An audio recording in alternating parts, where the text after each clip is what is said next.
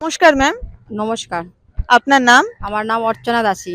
আচ্ছা, আর্য সমাজীদের মতে পরমাত্মা নিরাকার, সাকার নয়। তো এই বিষয়ে আপনি কি বলবেন?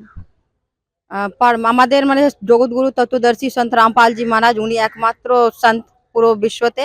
উনি আমাদের বেদটা মানে খুলিয়ে দেখাচ্ছেন যে কি পরমাত্মা সাকার নাকি নিরাকার।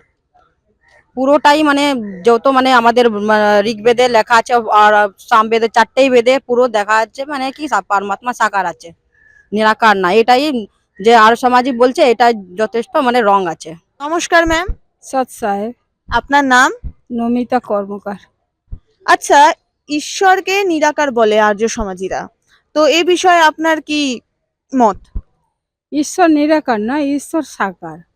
আমার গুরুজি সন্ত রামপালজি মহারাজ শাস্ত্র বেদ খুলে প্রমাণিত করে দিয়েছে যে ঈশ্বর সাকার। বেদেও তো আছে, গীতাতেও আছে, বেদ খুলেও দেখেছে, পবিত্র বেদ গীতা খুলে আমার গুরুজি সন্ত রামপালজি মহারাজ খুলে দেখিয়ে দিয়েছেন যে ঈশ্বর সাকার, ঈশ্বর নিরাকার নয়। অনেক অনেক ধন্যবাদ। সৎ সাহেব। সম্পূর্ণ ভিডিওটি দেখার জন্য ডেসক্রিপশন বক্সে দেওয়া লিংকে ক্লিক করুন।